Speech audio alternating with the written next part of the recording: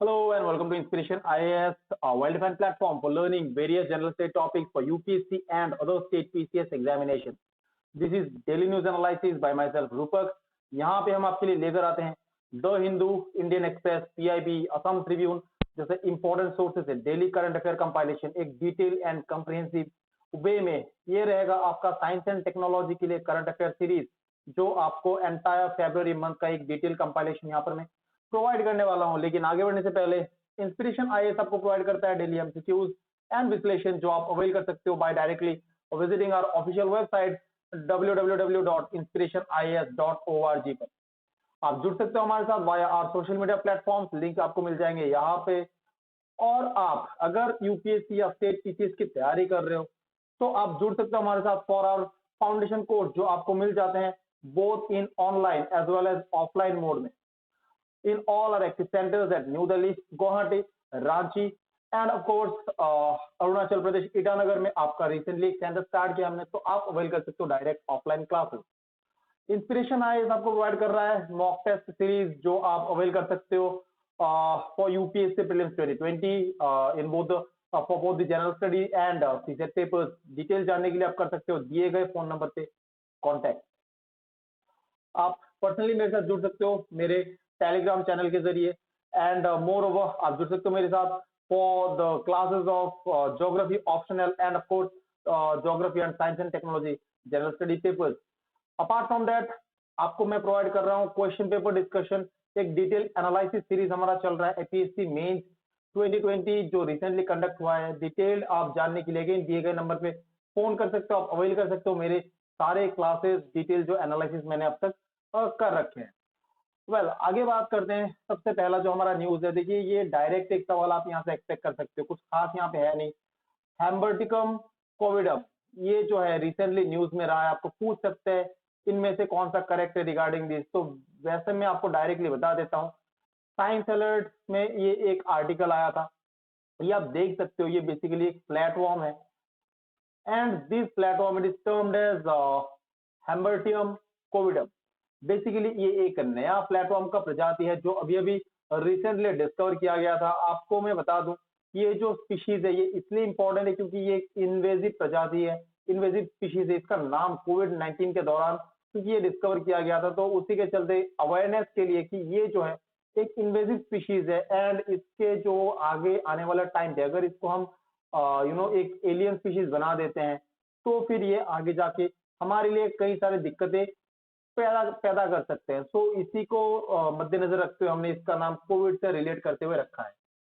Well so जो आपका हैम्बर्टियम कोविडम है ये वैसे तो देखिए एंडेमिक नहीं है, it is not endemic in Italy and France, लेकिन इसको recently Italy and France region में इसको डिस्कवर, बेसिकली यूरोपियन रीजन में इसको डिस्कवर किया गया था।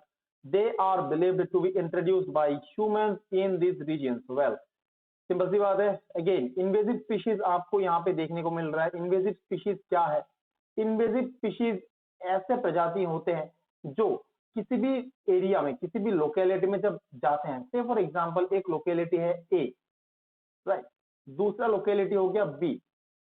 सो अगर मान लीजिए कोई एक प्रजाति आपको ए में मिल रहा है एक्स एंड बी में मौजूद नहीं है, अगर इसको मैं इस एरिया में बी में इंट्रोड्यूस कर दूं तो ये हो जाता है आपका एलियन स्पीशीज।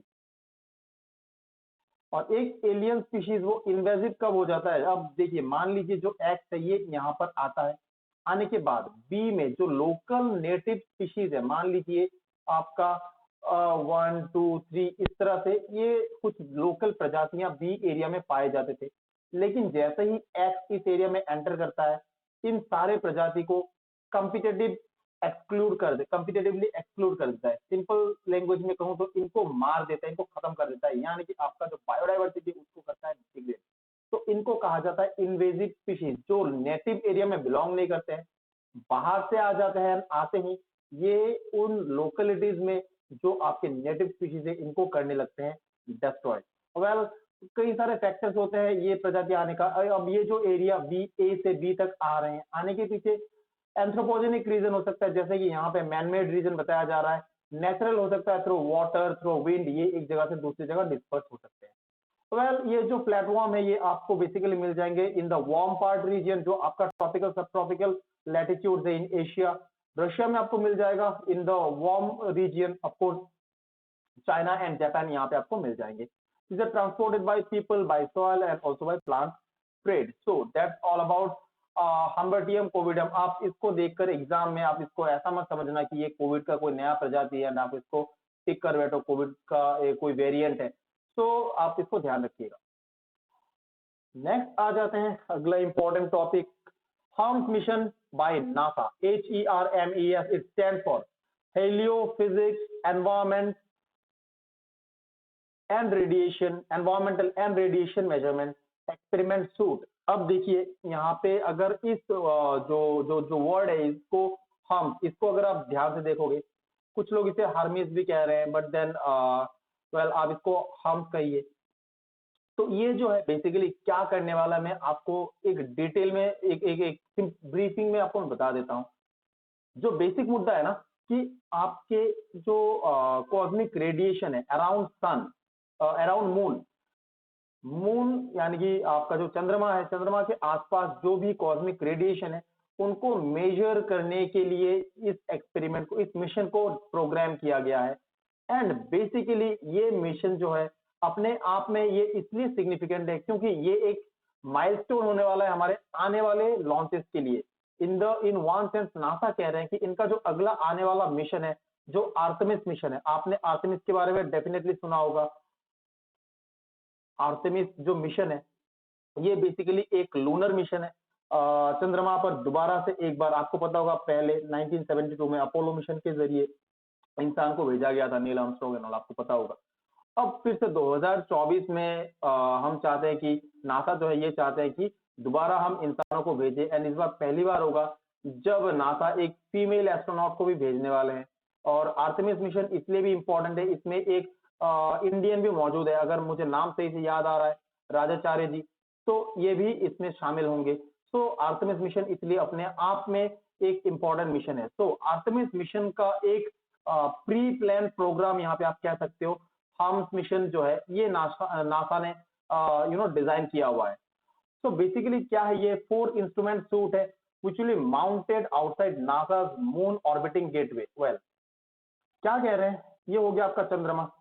चंद्रमा के चारों ओर एक आपका ऑर्बिटर जो है जो कंटिन्यूअसली रोटेट कर रहा है, रिवॉल्व कर रहा है। अब उस ऑर्बिटर का नाम है गेटवे। आप इसको सिंपली समझो, जैसे कि अर्थ का परिक्रमा लगाता है आपका इंटरनेशनल स्पेस स्टेशन, इसी तरह चांद का परिक्रमा लगाते हुए आपको दिखेगा एक ऑर्बिटर जिसका नाम है गेटवे। अब इस गेटवे में हम के कुछ 4 इंस्ट्रूमेंट को फिट करने वाले हैं, एंड उन 4 इंस्ट्रूमेंट का काम क्या होगा, it is a first space weather monitoring platform. अब यहां से आप क्लियरली समझ चुके होंगे आप क्या बात करने वाले हैं। हम स्पेस में जो वेदर सिस्टम है उसको मॉनिटर करने वाला ऑन अ क्रूड स्पेसक्राफ्ट, जिसमें क्रू आई मीन जो आपका गेटवे उसमें हम माउंट करने वाले आउटसाइड अर्थ प्रोटेक्टिव मैग्नेटिक फील्ड, वेल जो जैसे कि मैंने आपको कहा कॉस्मिक एटमॉस्फेयर में। तो यहाँ पे आप देख सकते हो नासा का आर्टिकल, HERMES मिशन जो है इट पासेस की milestone, move towards it's launch. जल्दी हम इसका लॉन्च देखने वाले हैं। वेल आपको मैं गेटवे के बारे में और थोड़ा सा बता देता हूँ। यहाँ पे ये जो आप देख रहे हो this is your gateway, and अगर यहाँ पे आप जो देख रहे हो ये रेड कलर का एक आप देख रहे हो मार्क बना हुआ है, this is the docking site जहाँ पे हम HERMES के जो 4 इंस्ट्रूमेंटल सूट्स है, कौन से सूट्स है इसको मैं बताऊंगा। इनको हम करने वाले हैं माउंट, आई मीन नासा जो है वो करने वाले हैं इसको माउंट यहाँ पे। वेल गेटवे जो है this gateway it will be where the Artemis astronaut work and live while orbiting the moon. वैसे मैं आपको ऑलरेडी मैंने बताया कि जैसे इंटरनेशनल स्पेस स्टेशन होता है जहाँ पे एस्ट्रोनॉट जाते हैं एंड वहां पे अर्थ का परिक्रमा लगता है, सिमिलरली मून का परिक्रमा लगाने के लिए अपने पास है गेटवे। अब आर्टेमिस में जाने के लिए एक ऑर्बिटर यहाँ पे है गेटवे, जहाँ पे एस्ट्रोनॉट जाएंगे, जाकर वहां पे मून का ऑर्बिटिंग करेंगे, एंड जितने सारे एक्सपेरिमेंट है जितने सारे उनको R&D करना होगा वो गेटवे से अपना काम करेंगे अपार्ट फ्रॉम लैंडिंग। देखिए पहले जो आपका अपोलो मिशन था आपको पता होगा सिर्फ हमारा टास्क ये था कि मून पे लैंड करना है एंड वापस आना है, लेकिन इस बार हमारा प्रोग्राम और ज्यादा होगा। हम मून पे जाएंगे and even up to south pole, जो पहले गया कभी हम गए नहीं थे, साउथ पोल तक हम पहुंचेंगे।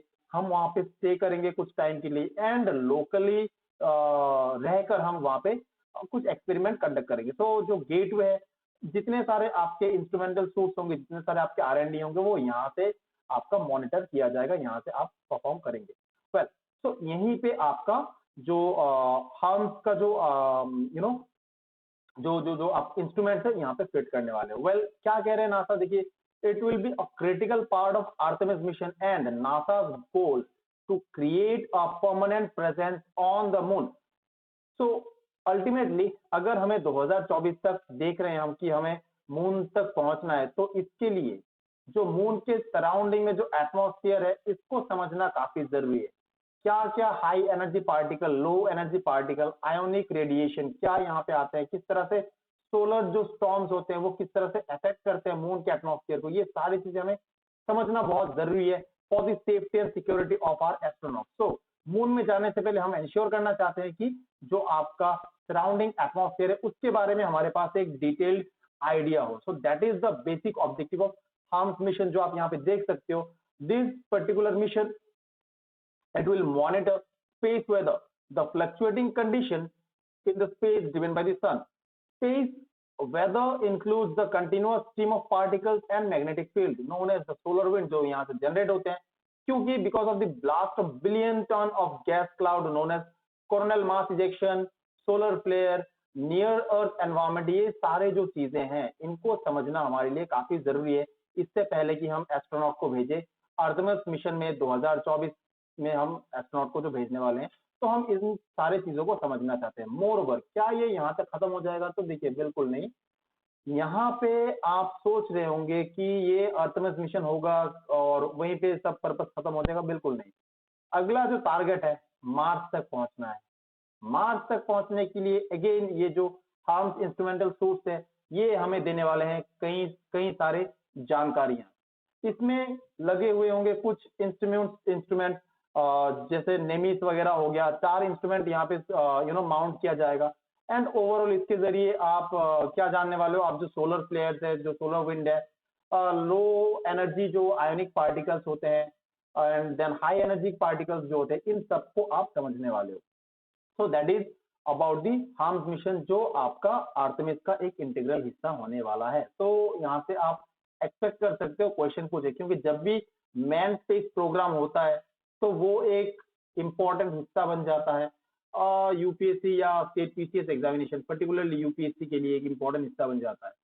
तो इंपॉर्टेंट टॉपिक है। नेक्स्ट आ जाते हैं ट्रोजन एस्टेरॉयड 2020 XL5, दूसरा ट्रोजन एस्टेरॉयड जो हमने अर्थ को ऑर्बिट करते हुए अभी हमने हमने जाना है कि ये अगले आने वाले 4 साल तक अर्थ को ऑर्बिट करने वाला है। Well, Trojan asteroid detected in 2020 and is named as 2020 XL5. It is a near-Earth asteroid that is expected to stay in the orbit for next 4,000 years before deviating away. ये दूसरा ऐसा एस्टेरॉयड है। इससे पहले 2010 में 2010 TK7 दूसरा एक asteroid detect किया गया था PAN-STARRS-1 टेलीस्कोप के द्वारा, जो आप पहला एक ऐसा ट्रोजन एस्टेरॉयड अर्थ सिस्टम में, अर्थ सन जो सिस्टम है यहाँ पे देखा गया था। So this is the second asteroid जो आप यहाँ पे देख सकते हो। So this is your 2010 TK7 and this is the orbit of your 2020 XL5। तो बेसिकली ये अर्थ ऑर्बिट में रहने वाला है आने वाले 4000 साल में। वेल, आगे बढ़ेंगे, लेकिन इससे पहले मैं आपको बताना चाहता हूँ कि ये ट्रोजन एस्टेरॉयड होते क्या है। तो यहाँ पे आप देख सकते हो, ट्रोजन जो है ये बेसिकली कोई भी ऐसा बॉडी, कोई भी ऐसा asteroid that share the orbit with a planet. मान लीजिए अभी जैसे हो गया आपका अर्थ। अब अर्थ का क्या है, अर्थ सन को ऑर्बिट करता है, सिंपल सी बात है, ये आपको भी पता है, सिंपल सा एक लॉजिक है जो मुझे ही पता है, आपको भी पता है। Well, that is not an issue. Trojan asteroid वो होते हैं जो किसी भी प्लेनेट के साथ को ऑर्बिट शेयर करता है। अब जैसे मान लीजिए ये हो गया अर्थ, अर्थ का एक पर्टिकुलर ऑर्बिट है। अगर इसी ऑर्बिट को दूसरा कोई एक सेलेस्टियल बॉडी, वो एस्टेरॉयड हो सकता है, वो दूसरा कुछ हो सकता है, कोई भी एक सेलेस्टियल बॉडी अगर सेम ऑर्बिट को शेयर कर रहा है, तो ऐसे में इनको कहा जाता है ट्रोजन बॉडी, ट्रोजन को ऑर्बिटर कहा जाता है। क्या अर्थ एक ऐसा लौता प्लेनेट है? तो देखिए, नहीं, प्लेनेट जो अर्थ है ये लौता नहीं है। जुपिटर, मार्स, इन सारे जो प्लेनेटरी सिस्टम है या प्लेनेट सन जो सिस्टम है, जो ऑर्बिट बना हुआ है, इनमें भी आप देखोगे कई सारे ऐसे एस्टेरॉइड्स जो ट्रोजन को ऑर्बिट शेयर करते हैं। अब ये जो आपका है ये बेसिकली नॉर्मली कहाँ पाया जाता है? नॉर्मली आपको मिलेंगे लैग्रेंज पॉइंट में।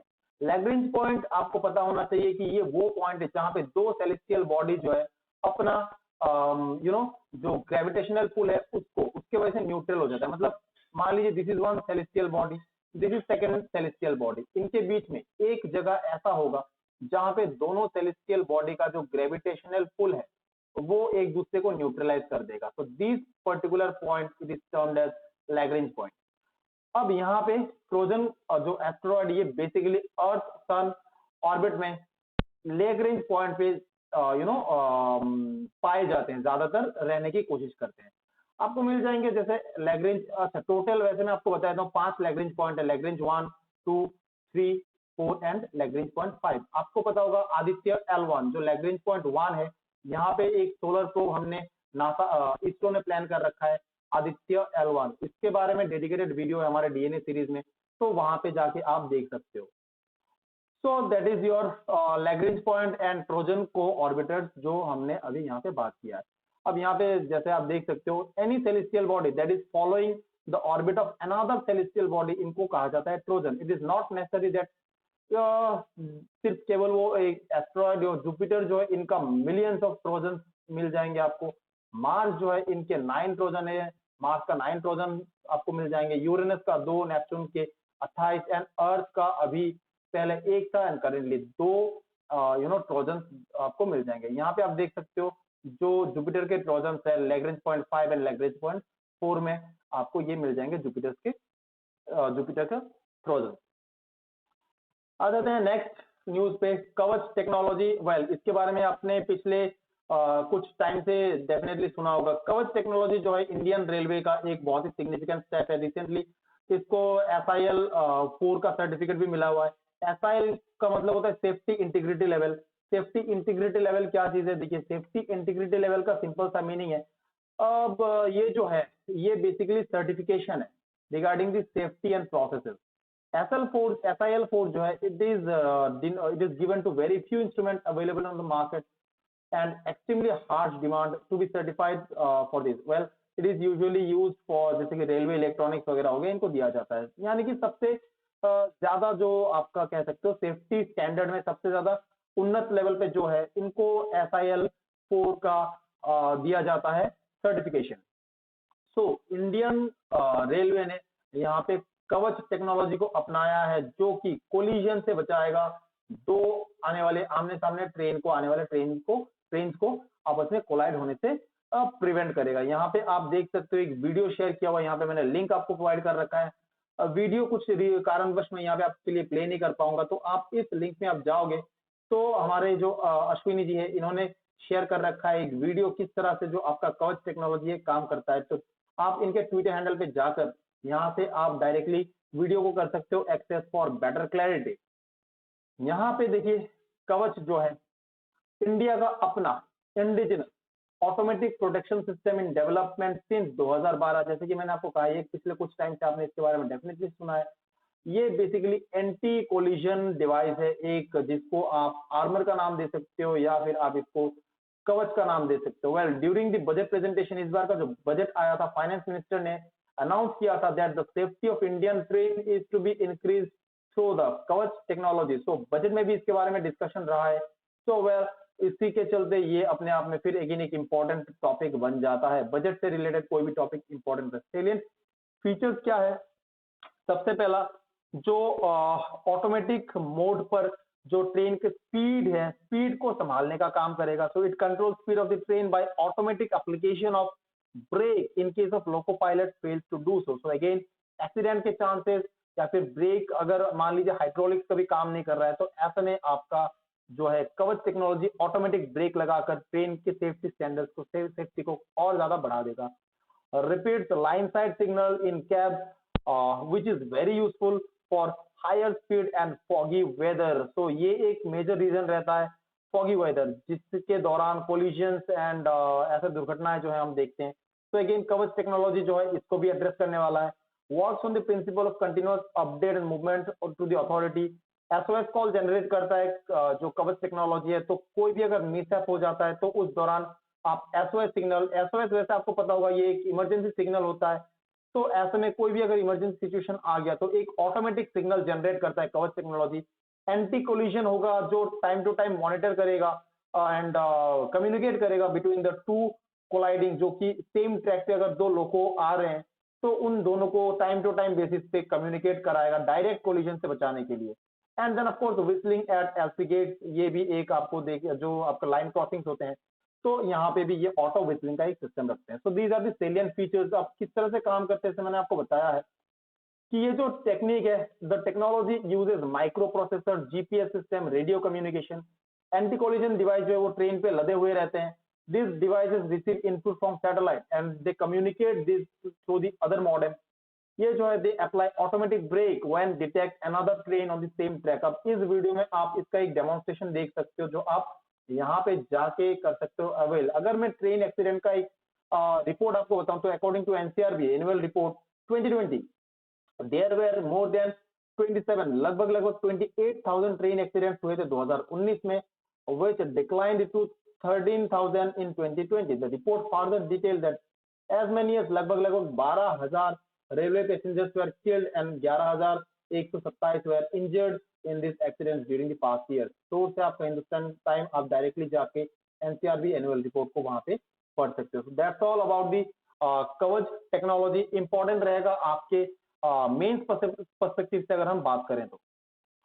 आ जाते हैं सुपर कंप्यूटर। अच्छा, ये आगे बढ़ने से पहले ये जो टेक्नोलॉजी है ना, ये कहीं ना कहीं मैन एंड वाइल्ड लाइफ जो कॉन्फ्लिक्ट होता है, जैसे एलिफेंट के साथ आप अक्सर देखोगे कि जो कोलिजन हो जाता है, हाथी जो है एलिफेंट जो इनका डेथ हो जाता है, particularly Assam north east frontier जो रेलवे होता है एनएफआर जो है, इस रीजन में आपको दिखेंगे एक्सीडेंटल ऐसे डैमेजेस, डेथ जो है मैन एनिमल कंफ्लिक्ट के चलते या फिर आप जो ट्रेन के साथ कोलिजन की वजह से। तो ये जो टेक्नोलॉजी है ये अपग्रेडेशन के जरिए कहीं ना कहीं जो ऐसे हाथी एलिफेंट का जो डेथ होता है उसमें भी कुछ हद तक हम सुधार ला सकते हैं, इनफैक्ट काफी हद तक सुधार ला सकते हैं। आते हैं अपने अगले न्यूज की तरफ। अगला जो हमारा न्यूज रहेगा सुपर कंप्यूटर परम प्रवेगा। रिसेंटली ये न्यूज में रहा है क्योंकि IISc Bangalore Indian institute of science Bangalore ने इंस्टॉल कर रखा है परम प्रवेगा को, one of the most powerful super computer in India and the largest in an Indian academic institute under national super computing mission. यहाँ पे आपको जानना है परम प्रवेगा क्या है, सुपर कंप्यूटर क्या चीज है and national super computing mission क्या है। देखिए, नेशनल सुपर कंप्यूटिंग मिशन के बारे में हम बात करेंगे, लेकिन उससे पहले मैं आपको बता देता हूँ सुपर कंप्यूटर क्या है। देखिए, सुपर कंप्यूटर ये नॉर्मल कंप्यूटर जैसे ही है। मैं नॉर्मल कंप्यूटर जैसे क्यों कह रहा हूं, क्योंकि आप एक दूसरा टर्म सुनते हो क्वांटम कंप्यूटर। क्वांटम कंप्यूटर अलग चीज है जो आपके क्यूबिट्स पे काम करते हैं, क्वांटम बिट्स पे काम करते हैं। Super computer on the other hand ये नॉर्मल एल्गोरिदम पे चलते हैं, लेकिन इनका परफॉर्मेंस जो है हाई परफॉर्मेंस, हाई आउटपुट रहता है इनका compare to normal computer. Normal computer जो मल्टीपल टास्क एक साथ कर सकता है, कंपेरेटिवली सुपर कंप्यूटर जो है ये कम टास्क लेते हैं, लेकिन इनका एफिशिएंसी जो है नॉर्मल कंप्यूटर से 100 गुना ज्यादा हो सकता है। 100 times more efficiency it can generate. कई सारे इसमें सेंट्रल प्रोसेसिंग यूनिट्स लगे हुए होते हैं एंड बेसिकली इसका जो आउटपुट है इन पेटाफ्लॉप आप देख सकते हो, जो परम प्रवेगा है इसका 3.3 पेटाफ्लॉप का आउटपुट रहता है। आप अगर यहाँ पे इस स्लाइड में देखोगे तो आपको दिख जाएगा जो आपके यूनिट्स है एंड इनका जो आउटपुट जो है, अगर आप देखो किलो फ्लॉप मेगा गीगा इनके बारे में आप सुनते रहते हैं। टेराफ्लॉप देन पेटाफ्लॉप आप यहाँ पे देखते हो 10 टाइम्स मोर एफिशिएंट होगा अपने नॉर्मल कंप्यूटर से। तो यहाँ पे हम बात कर रहे हैं अबाउट दी परम जो प्रवेगा है सुपर कंप्यूटर। वेल, तो 3.3 पेटाफ्लॉप का ये आपको देकर जाएगा जो आपका स्पीड है, जो कैपेसिटी है। It is design by CDAC centre for development of advance computing with most component being made in India. Well, most component जो इसके इंडिया में ही बने हुए हैं। एंड अगर मैं बात कहूं सुपर कंप्यूटर स्टेटस के बारे में तो देखिए लगभग 10 सुपर कंप्यूटर का हमारा टारगेट है इंडिया में एज ऑफ 2020। अगर आप बात करो जो दो मेजर सुपर कंप्यूटर जो है न्यूज में रहे हैं, परम, सिद्धि एआई एंड मिहिर, ये दोनों ग्लोबल स्केल पर टॉप 500 सुपर कंप्यूटर लिस्ट में अपना रैंक जमा चुके हैं। 63 में रहा परम सिद्धि एआई एंड जो आपका 146 रैंक था ये मिला था मिहिर को। यहाँ पे आप देख सकते हो 2 super computers from India in the top 500 list, 1 in top 100, जो आपका यहाँ पे आप देखोगे 63rd रैंक मिला हुआ था आपके में परम सिद्धि एआई को। तो ये पहला सुपर कंप्यूटर नहीं है इंडिया का परम प्रवेगा, इससे पहले अपने पास परम सिद्धि, मिहिर, ये सारे इससे पहले आपका प्रत्युष जो था, प्रत्युष एंड मिहिर, ये दोनों one of the fastest super computer है इंडिया में 6.8 पेटाफ्लॉप का। वेल यहाँ पे आप कहोगे सर आपने कहा था कि यहाँ पे भी आपने कहा वन ऑफ द लार्जेस्ट, तो यहाँ पे आप स्टेटमेंट को ध्यान देखना, जो परम प्रवेगा है ये one of the largest super computer to be accommodated in academic institution, right. जबकि आपका मिहिर एंड प्रत्युष इसका आपका आउटपुट कैपेसिटी कितना है, 3.3 पेटाफ्लॉप का है।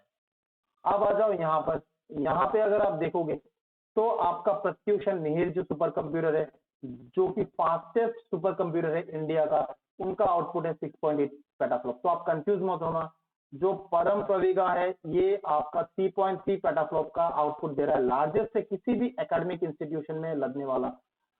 परम एंड मिहिर एंड प्रत्युष जो है ये आपके फास्टेस्ट सुपर कंप्यूटर है with output capacity of 6.8 petaflop.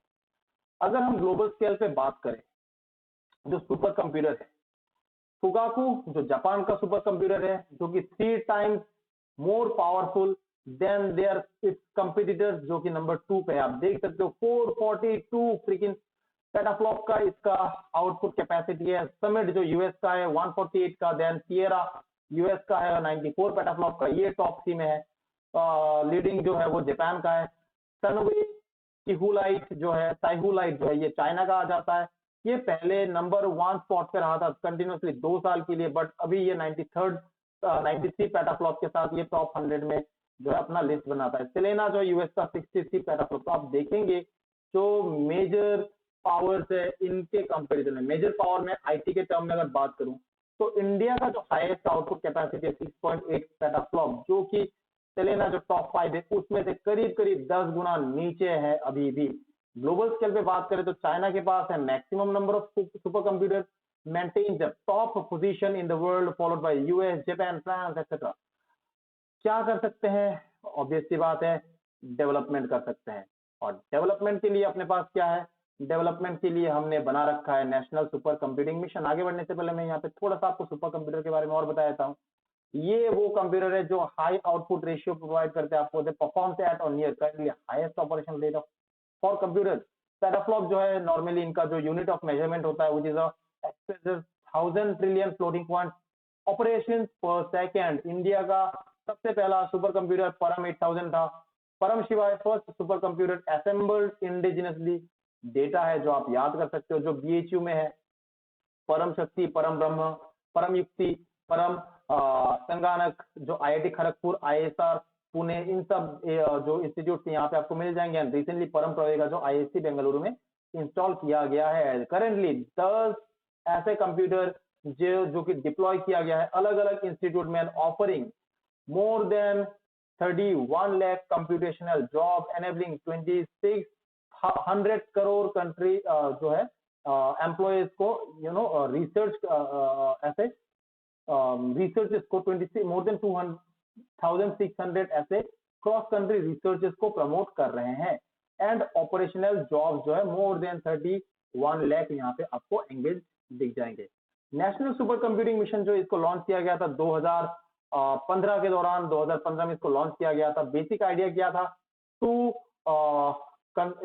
Institute the national knowledge network as a backbone and एक सुपर कंप्यूटिंग ग्रिड बनाना था, interconnected network of super computers बना के एक नॉलेज नेटवर्क चेन हमें बनाना था। नॉलेज नेटवर्क क्या है? देखिए बेसिकली जो नॉलेज नेटवर्क प्रोजेक्ट है, it is aimed at establishing a strong and robust Indian network which will capable of providing secure and reliable connectivity। एक इंटरग्रिड सिस्टम के जरिए एक सिस्टम ऑफ कनेक्टेड चेन हम बनाना चाहते हैं सुपर कंप्यूटर्स का। यही प्राइमरी मिशन था सुपर कंप्यूटर जो नेशनल सुपर कंप्यूटिंग मिशन था इसका 2015 में इसको लॉन्च किया गया था। बेसिक जो इसका जो जो यूटिलाइजेशन होगा गवर्नमेंट का digital India and making India में इसका रहने वाला है काफी significant role. Apart from that आप बात कर सकते हो एआई के बारे में, आप बात कर सकते हो साइबर सिक्योरिटी के बारे में, तो इन सब में काफी मेजर रोल होने वाला है आपके इस प्रोग्राम का। इसी प्रोग्राम के अंतर्गत रिसेंट जो परम परेगा है उसको बनाया गया है। The mission is being jointly steered by department of science and technology and ministry of electronics and information technology. इस मिशन को इम्प्लीमेंट करेंगे सीडेक के द्वारा, जैसे कि आपको मैंने ऑलरेडी बताया है।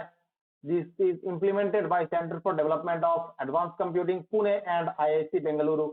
इसमें 3 फेजेज है। पहला फेज जहां पे हम असेंबली के बारे में बात करेंगे, दूसरा फेज जहां पे हम जो कंप्यूटर पार्ट्स इनको मैन्युफैक्चर करेंगे इंडिया में, तीसरा phase where a super computer is designed by India. तो ये 3 फेजेज में अपना जो प्रोजेक्ट है ये कंप्लीट होगा। करेंटली हम असेंबली स्टेज पे ही है, कुछ टाइम लगेगा हमें बाकी 2 स्टेज में जंप करने में। नेक्स्ट आ जाते हैं अगला न्यूज, किसान ड्रोन के बारे में बात करेंगे। अब रिसेंटली प्राइम मिनिस्टर जी ने बात किया है किसान ड्रोन के बारे में। इनफैक्ट ऐसे 100 ड्रोन्स को इन्होंने रिसेंटली किया है launch.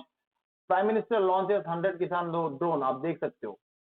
On February 18, 2022, Prime Minister Modi flagged off 100 Kisan drones in different cities and towns of India in order to help farmers in spraying pesticide in their farms। तो simple सा है, यहाँ से ये सेल्फ एक्सप्लेनेटरी आप समझ सकते हो। प्राइम मिनिस्टर ने कहा है इसे एक माइलस्टोन। वेल, मैं बात करूंगा क्यों ये माइलस्टोन है।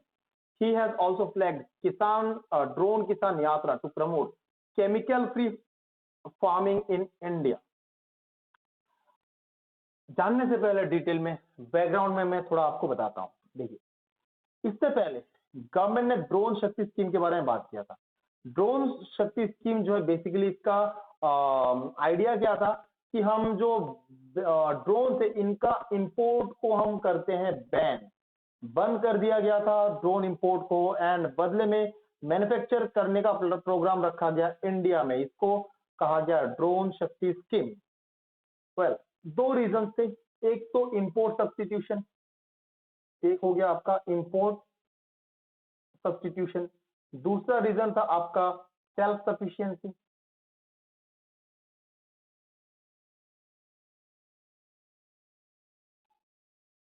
तीसरा रीजन था सिक्योरिटी। कई बार हम जो ड्रोन बाहर से इंपोर्ट करते हैं ये हमारे सिक्योरिटी नेटवर्क के लिए चैलेंजिंग टास्क हो जाता है, चैलेंज बन के खड़ा होता है। तो इन सब को मद्देनजर रखते हुए हमने ड्रोन शक्ति स्कीम को लॉन्च किया था। In January 2022 revised guidelines of submission on agriculture mechanisation, इसको भी रखा गया, जिसमें ड्रोन को एक्सेसिबल बनाना ये एक मेजर थीम रहा था इस मिशन के अंतर्गत। Submission on agricultural mechanisation. इन सारे वीडियोस के जो डिस्क्रिप्शन है, जो जो डिटेल एनालिसिस है, ये डीएनए सीरीज में सब देकर रखा हुआ है। तो मैं कहूंगा आप जो हमारा डीएनए सीरीज है ना, इसको आप जब डिटेल में पढ़ते हो, आप अगर डेली इसको एनालाइज करते हो, तो ये जो सारे स्कीम्स हम बात कर रहे हैं, आर्टेमिस मैंने बात किया ड्रोन शक्ति के बारे में, ये सारे हमारे डीएनए सीरीज में ऑलरेडी कवर किया जा चुका है। फिर मैं आपको बता देता हूँ, यहाँ पर मैंने आपके लिए एक एडिशनल स्लाइड दे रखा है। जो किसान ड्रोन इनिशिएटिव है, first announce during the budget. इस बार का जो बजट हुआ था यहाँ पे, to ensure inclusive drone development. Well, है क्या ये किसान ड्रोन? सिंपल सी बात है, कोई भी अनमैन्ड ऐसा ड्रोन होगा जिसमें आप पेस्टिसाइड को या इंसेक्टिसाइड को भरोगे एंड खेत के ऊपर चला दोगे, न्यूट्रिएंट को आप डालोगे, खेत के ऊपर उसको चला दोगे, जिससे कि फार्मर जो है वो डायरेक्टली पेस्टिसाइड, इंसेक्टिसाइड, फर्टिलाइजर इनके कंटेक्ट में आए बिना अपने फार्म लैंड पर कर सकते हैं spray. That is these drones are termed as Kisan drone. High capacity रहेगा, इसमें आप 5 से 10 किलोग्राम तक का आपका जो भी फर्टिलाइजर या जो पेस्टिसाइड आप डालना चाहते हो, ये इनपुट आप डाल सकते हो। स्प्रे कर सकते हो ऑन द सेम एकड़ ऑफ लैंड, जो आपका 1 एकड़ ऑफ लैंड को आप विद इन जस्ट 15 मिनट, तो आपका टाइम सेव हो जाएगा। It will save time, will require less effort and spraying will be done uniformly। Well, ये एक बेनिफिट रहेगा एडिशनल। आप डायरेक्ट कांटेक्ट में आए भी ना कर सकते, तो हेल्थ हैजर्ड जो है वो भी आपका मिनिमाइज हो जाएगा। मोर ओवर, एक और इम्पोर्टेंट बात है, जो आपके फार्म प्रोड्यूसर्स होंगे इनको आप डायरेक्टली, जैसे वेजिटेबल हो गया, फ्रूट्स हो गए, फिशेस हो गए, ये आप डायरेक्टली मार्केट में भेज सकते हो ड्रोन के मदद से। मिनिमम डैमेज होगा, कंज्यूमर को लेस टाइम खर्चना पड़ेगा, जो रॉटिंग वगैरह होता है, सड़ना वगैरह जो होता है, उसमें आपका कॉस्ट कम हो जाएगा, ट्रांसपोर्टेशन कॉस्ट कम हो जाएगा, डायरेक्ट आपको मार्केट एक्सेस मिलेगा, जो अल्टीमेटली फार्मर्स एंड फिशरमैन को देकर जाएगा एक एडिशनल इनकम, या फिर जो मिडिल मैन होते हैं इनको हटाकर एक्स्ट्रा इनकम देके जाएगा फार्मर्स एंड फिशरमैन को। इसको एक माइलस्टोन मूव क्यों कहा गया है, स्टार्टिंग में मैंने आपको कहा था कि मैं इसके बारे में बताऊंगा। तो देखिए यहाँ पे बेसिकली होगा क्या, इससे हो जाएगा एग्रीकल्चर का जो एग्रीकल्चर सेक्टर है, मैकेनाइजेशन जो स्कीम है, सब जो आपका एग्रीकल्चर मैकेनाइजेशन स्कीम के बारे में हम बात कर रहे थे, उसका एक मुद्दा ये था use of R and D, use of R and D, use of technology driven processes, so that हम फार्म प्रोडक्शन को बूस्ट कर सके, वेस्टेज को रिड्यूस कर सके, एंड टाइम को मैनेज कर सके, and that will be easy for the farmers to manage their crop field. तो ये अपने आप में एक जो फार्म सेक्टर या एग्रीकल्चर सेक्टर है इसके लिए रहेगा एक boost. Crop assessment, digital record of land, then spraying of insecticide, nutrients, इन सब में मदद करने वाला है हमारा ड्रोन। एंड मोस्ट इंपोर्टेंटली एक और पॉइंट रहेगा यहाँ पे, they will be useful for carrying the vegetable, fruit, fishes etcetera. ये तो हो गए आपके बेनिफिट, लेकिन देखिए कुछ एक्सपर्ट्स का मानना है कि आपने मतलब गवर्नमेंट ने प्रॉमिस कर रखा था कि 2022 तक हम फार्मर्स का जो इनकम है इसको कर देंगे डबल, लेकिन अभी तक ऐसा कोई सिग्नल मिला नहीं है, जो इनकम है ये डबल होता हुआ हमको दिखा नहीं है।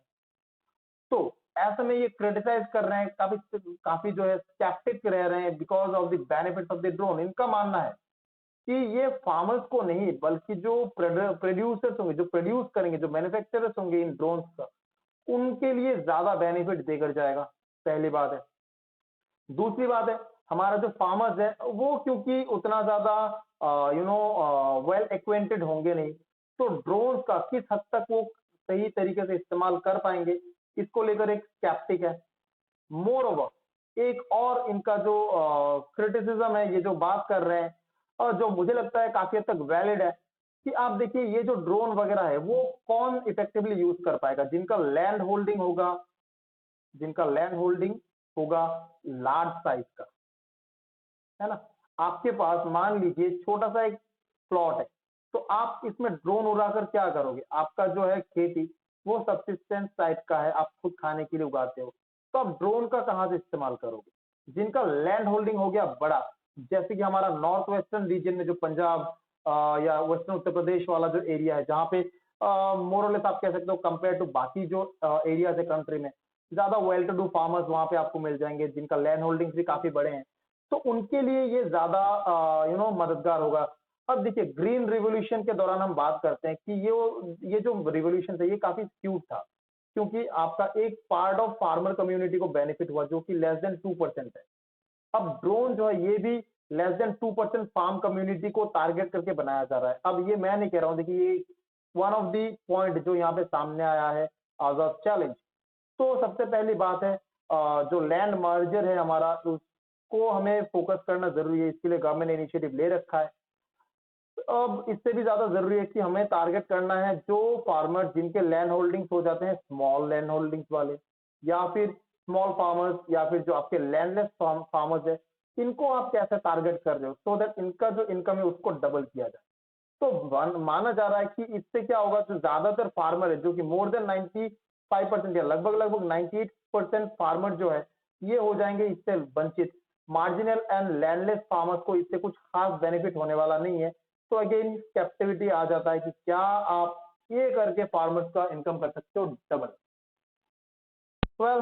कमेंट सेक्शन में मैं चाहूंगा आप इसके बारे में बात करें, मुझे बताएं आपको क्या लगता है कि ये जो ड्रोन इनिशिएटिव है क्या ये कितने हद तक सक्सेसफुल रहेगा, क्या प्रोज एंड कॉन्स हो सकते हैं, एंड इसके बारे में एक डिटेल जो है डिस्कशन हम अपने कमेंट सेक्शन में जरूर कर सकते हैं। आ जाते हैं अपने अगले न्यूज की तरफ। Again one of the very important news जो अक्सर हाईलाइट होता रहता है, न्यूट्रिनो ऑब्जर्वेटरी तमिलनाडु में रिसेंटली क्या हुआ है। देखिए तमिलनाडु ने स्टेट ने सुप्रीम कोर्ट में कहा है, एंड सेंडर को भी कहा है to drop the idea of neutrino observatory project. अब न्यूट्रिनो ऑब्जर्वेटरी प्रोजेक्ट क्या है, क्यों इसको आइडिया, इस आइडिया को ड्रॉप करने के बारे में बात कर रहा है तमिलनाडु गवर्नमेंट, इसके बारे में मैं बताऊंगा इस लेक्चर सेशन के दौरान।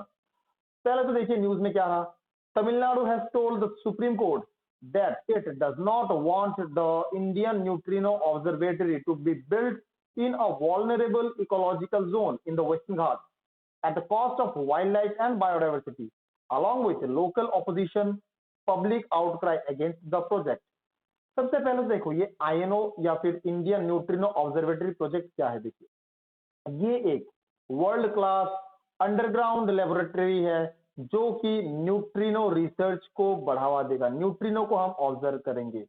अब क्वेश्चन आता है कि ठीक है सर, न्यूट्रिनो को ऑब्जर्व करेंगे, एक वर्ल्ड क्लास प्रोजेक्ट हम बनाना चाहते हैं अंडरग्राउंड, जमीन के नीचे, तो ये न्यूट्रिनो क्या है बता दीजिए। न्यूट्रिनो मैं आपको बताता हूं, न्यूट्रिनो हो जाते हैं, इनको कहा जाता है गोस्ट पार्टिकल, क्योंकि ये बहुत ही छोटे से टाइनी माइन्यूट से पार्टिकल होते हैं जो एलिमेंट्री पार्टिकल है, just like your electron, photon and proton and neutron, उनके जैसा ही एक और टाइनी पार्टिकल है न्यूट्रिनो, लेकिन ये इलेक्ट्रॉन या फिर प्रोटॉन से किस तरह से अलग है।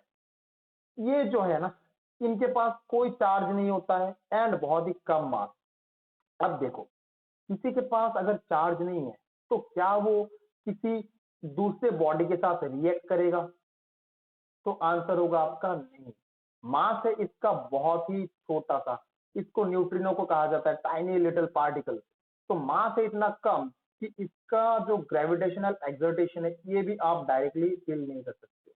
तो मोर और लेस आप कह सकते हो, क्योंकि ये किसी के साथ इंटरेक्ट नहीं करने वाला है, इनका प्रेजेंस आप because of the very very very low mass इनको आप कर नहीं सकते हो डिटेक्ट, तो इनको कहा जाता है घोस्ट पार्टिकल, क्योंकि ये होते तो हैं लेकिन इनके बारे में पता नहीं चलता है। इनफैक्ट ये इतना ज्यादा पैसिव है, ये बिल्कुल भी रिएक्ट नहीं करते कि every second trillions of neutrino जो है ना आपके बॉडी से पास हो रहा है और आपको पता भी नहीं चल रहा है। तो इतना ज्यादा होता है ये, जो इल्यूसिवनेस है इसका इतना ज्यादा होता है। वेल आप सोच रहे होंगे सर, एक पार्टिकल है जो रिएक्ट नहीं करता है, जिसका प्रेजेंस का हमें कोई अंदाजा नहीं है, जिसका मास बहुत नेग्लिजिबल है, जो हमारे बॉडी से गुजर तो रहा है trillions of neutrinos every second, लेकिन हमें पता नहीं चल रहा है। तो इसके बारे में हम क्यों पढ़ रहे हैं, क्या रीजन है बताऊंगा मैं, लेकिन इससे पहले आ जाओ कि ये जो ऑब्जर्वेटरी है ये बन कहाँ पे रहा है। तो आप यहाँ पे देख सकते हो आईएनओ ऑब्जर्वेटरी, जो कि इनिशियली प्रपोज किया गया था बैक सम 5-6 इयर्स बैक, इसके बाद इसको लेकर चर्चा स्टार्ट हुआ था। यहाँ पे आप देखोगे आईएनओ इंडियन न्यूट्रिनो ऑब्जर्वेटरी जो है, देखिए ये जो है ना आपका कहाँ पे बन रहा है, बोधी वेस्ट हिल्स जो थेनी डिस्ट्रिक्ट में आता है तमिलनाडु में, तमिलनाडु केरला बॉर्डर में आपको ये मिल जाएगा। वेल अर्लियर एनजीटी ने इसको वैसे तो नोट दे दिया था, क्लियरेंस दे दिया था 2018 में, 2016 के आसपास मुझे जहां तक याद आ रहा है काफी ह्यूज लोगों में आउटक्राई हुआ था। खैर आउटक्राई तो अभी भी चल रहा है, लोग नहीं चाहते हैं कि यहाँ पे ऐसा कोई ऑब्जर्वेटरी बने। क्यों लोग नहीं चाहते ये आपको थोड़ी देर में अगेन पता चल जाएगा। ये जो ऑब्जर्वेटरी है बेसिकली न्यूट्रिनो को स्टडी करने के लिए, well it is India based neutrino observatory. क्या दुनिया में और भी ऑब्जर्वेटरी है न्यूट्रिनो के लिए? तो यस डेफिनेटली है, हम बात करेंगे, लेकिन इससे पहले आप देख लो यहाँ पे प्लान क्या है तमिलनाडु। यहाँ पे आप देखोगे ये जो अंडरग्राउंड है करीब करीब 2 किलोमीटर का टनल एक बनेगा यहाँ पर अंडरग्राउंड। यहाँ पे आप देख सकते हो जमीन के नीचे हम बनाने जाएंगे। जो स्कीमेटिक जो आर्किटेक्चर है वो कुछ इस तरह का होगा। कहाँ पे होगा? Pottipuram village in Theni district जो तमिलनाडु केरला बॉर्डर में आता है। क्यों किया जाएगा? न्यूट्रिनो को स्टडी करने के लिए किया जाएगा। न्यूट्रिनो क्या है? These are the smallest particle जो है यूनिवर्स को बनाता है। अब यहाँ से आप आइडिया ले सकते हो, दे फॉर्म यूनिवर्स। तो क्यों स्टडी कर रहे हैं कैसे पार्टिकल को? इनको जान लिया ना तो यूनिवर्स के बारे में आप कई सारे ऐसे रहस्यमय बातों को जान पाओगे जो अब तक हम नहीं जान पाए हैं। वेल आप कहोगे सर ऑलरेडी हम electromagnetic particles, cosmic radiation, electron, photon, इन सबको तो स्टडी कर रहे हैं। देखिए इलेक्ट्रॉन, फोटोन, कॉस्मिक रेडिएशन ये सारे जो है ना ये रिएक्टिव पार्टिकल्स हैं, ये बहुत ही आसानी से रिएक्ट कर जाते हैं। अब रिएक्ट करने से क्या होता है ओवर टाइम, क्योंकि हम बात कर रहे हैं बिलियंस ऑफ ईयर्स, हम 4.6 बिलियन ईयर पहले की बात कर रहे हैं। तब से लेकर अब तक जो भी सोलर फ्लेयर से ये सारे पार्टिकल्स जनरेट हुए हैं, रिएक्ट करते करते इनका एलिमेंट्री जो जो इनिशियल फेजेस में इनका प्रॉपर्टी रहा है वो हो गया है काफी हद तक चेंज। वही आप न्यूट्रिनो को देखो, क्योंकि ये बहुत ही लीस्ट रिएक्टिव होते हैं। तो जब सोलर सिस्टम बना था तो उस दौरान जो न्यूट्रिनोज निकले थे वो न्यूट्रिनोज मोर और लेस सेम कंडीशन में हमें आज भी मिलेगा। इनको अगर हम जान पाए तो सोलर सिस्टम, बिग बैंग, बाकी जो यूनिवर्स से रिलेटेड क्वेश्चन, दूसरे प्लेनेट कैसे बने, क्या फेनोमेना हुआ होगा, किस तरह से अलग अलग जो ऐसे कॉस्मिक जो रेडिएशन है वो आपस में इंटरेक्ट करते हैं, उनका असर क्या होता है, ये सारे क्वेश्चंस का आंसर आपको देकर जा सकता है ये छोटा सा टाइनी सा घोस्ट पार्टिकल। अब ये क्या करेंगे, देखिए दो अंडरग्राउंड लेबोरेटरी बनाएंगे with rock cover of about 1000 metres, access tunnel of 2 kilometre length. Well, जमीन से कम 1000 मतलब 1 किलोमीटर नीचे ये बनाने वाले हैं। ये दुनिया में और भी जगह पे है, कनाडा, जापान, इटली वगैरह में आपका अंडर वाटर भी मिल जाएगा, अंडरग्राउंड के साथ साथ अंडर वाटर भी मिल जाएगा। जैसे कि Scott south pole station Antarctica में आपको मिल जाएगा, एंटेरिस जो है मेडिटेरेनियन सी में आपको मिल जाएंगे। तो ऐसा नहीं है कि इंडिया में दुनिया में पहली बार ऐसा ऑब्जर्वेटरी बन रहा है, ऑलरेडी ये मौजूद है। वेल, तो फिर इंडिया में इसको लेकर इतना ज्यादा क्यू एंड क्राई क्यों हो रहा है, देखिए बेसिक थोड़ा सा आप जान लो। इसको लीड कौन कर रहा है, Tata institute of fundamental research, TIFR जो है ये नोडल एजेंसी है। And basically the observatory is build jointly with the help of department of atomic energy and DST। The observatory will be located underground, well मैंने बताया ही है, so that to provide adequate shielding to neutrino detector from cosmic background radiation. The operation of INO will have no release of radioactive or toxic substance। अब question mark यहाँ पे आता है, जो local public है ना वो नहीं मान रहे हैं कि इससे रेडियो एक्टिव कोई इमिशन नहीं होगा। वेल, जो अथॉरिटी है वो कह रहे हैं देखिए ऐसी कोई बात नहीं है, यहाँ पे ना तो हम कोई रेडियो एक्टिव एलिमेंट यूज कर रहे हैं, ना ही ऐसा कोई वेपन हम यूज कर रहे हैं जिनका स्ट्रेटेजिक या डिफेंस से रिलेटेड कोई यूज होगा, या फिर यहाँ से ऐसा कोई इमिशन होने वाला है जो आसपास का बायोडाइवर्सिटी या फिर जो आसपास रहने वाले लोग है, पॉपुलेशन है, उनको कोई खतरा होगा। लेकिन जो लोकल अथॉरिटी है ना, लोकल पॉपुलेशन है ना, वो इस बात को नहीं मान रहे हैं। एक तो रीजन ये है अपोज करने का, क्योंकि आप देखो ना लोगों का एक आप ये भी देखो ट्रस्ट क्यों कम हुआ है। आपने भोपाल ट्रेजेडी देखा, सभी कह रहे थे, हालांकि मैं भोपाल ट्रेजेडी के साथ इसको कंपेयर नहीं कर रहा हूँ, जेन्युइन सी बात है, इसमें ऐसा कुछ होने वाला नहीं है, ऐसा जो रेडियो एक्टिव जो आपका इमिशन वगैरह ऐसा कुछ नहीं होने वाला, मैं पहले ही क्लियर कर देता हूँ। लेकिन लोगों में ये एक समाया हुआ है कि अगर ऐसा हो गया तो क्या। तो ये एक रीजन है, जो एक पास्ट एक्सपीरियंस था हमारा भोपाल को लेकर, सभी कह रहे थे ऐसा कुछ होगा नहीं, बट देन एक हुआ जिसमें हजारों लोग रात भर में उनका डेथ हो चुका था। तो ये एक पास्ट एक्सपीरियंस था। हालांकि यहाँ पर ये मैं रिपीट कर रहा हूँ, इस प्रोजेक्ट में ऐसा कुछ रेडियो एक्टिव डीके या फिर रेडियो एक्टिव इमिशन ऐसा कुछ नहीं है, बट लोगों में ये एक स्केप्टिसिज्म है।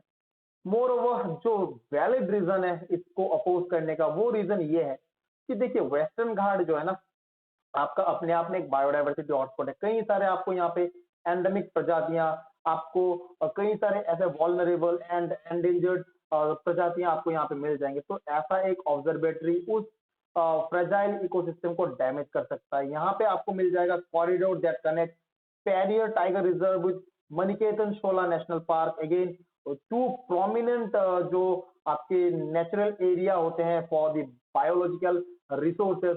देन आपका श्रीविल्लीपुत्तूर मेघामलाई जो टाइगर रिजर्व है वो भी इस एरिया के आसपास नजदीकी में पड़ जाता है। दो the experiments in the observatory would be done a kilometre underground, transporting and tunneling would jeopardize the zone's ecology. So this is a valid ground कि इस प्रोजेक्ट को क्यों अपोज किया जा रहा है। वेल, फ्यूचर में देखिए न्यूट्रिनो से क्या होने वाला है, वैसे तो मैंने आपको ऑलरेडी बता ही दिया है। आप प्रॉपर्टीज ऑफ सन समझ सकते हो, it will help you to understand the interior of sun, constituent of universe, क्योंकि जो है ये न्यूट्रिनोज ये ऐसा एक चीज है जो आपको एस्ट्रोनॉमिकल ऑब्जर्वेशन एंड अंडरस्टैंडिंग में मदद करने वाला है कि यूनिवर्स जो है ये कैसे बना था, क्या हुआ था एग्जैक्टली। प्रूविंग अर्ली यूनिवर्स, क्योंकि न्यूट्रिनो जो है ये इंटरेक्ट नहीं करते हैं, वेरी लिटिल नेग्लिजिबल अमाउंट में, और ये लॉन्ग डिस्टेंस तक ट्रेवल कर सकते हैं विदाउट इंटरप्शन, क्योंकि इनमें जो चार्ज भी नहीं होता है। तो ऐसे में जो इंटर गैलेक्टिक या एक्स्ट्रा गैलेक्टिक जो न्यूट्रिनोज बाहर से आ रहे हैं, उनके जरिए आप आपके रीच से बाहर का जो आपका स्पेस है उसको समझ सकते हो। जो आपका एक्स्ट्रा गैलेक्टिक जो बॉडीज है, उनका ओरिजिन है, उन सब चीजों को आप समझ सकते हो। इन सिंपल टर्म आप समझ सकते हो जब यूनिवर्स बना था, इंफेंट स्टेज में यूनिवर्स कैसा रहा होगा soon after big bang. Medical imaging में जस्ट लाइक एक्सरे या फिर एमआरआई स्कैन आप यूज करते हो, तो सिमिलरली आप आयनो डिटेक्टर्स के जरिए भी इनको फ्यूचर मेडिकल इमेजिंग में कर सकते हो इस्तेमाल। I hope this is clear. So that's all for this video. Thank you very much. And अगर आपका कोई भी फीडबैक होता है, कोई क्वेश्चन होता है, तो आप ड्रॉप कर सकते हो नीचे कमेंट सेक्शन में। Thank you very much for listening. Thanks a lot.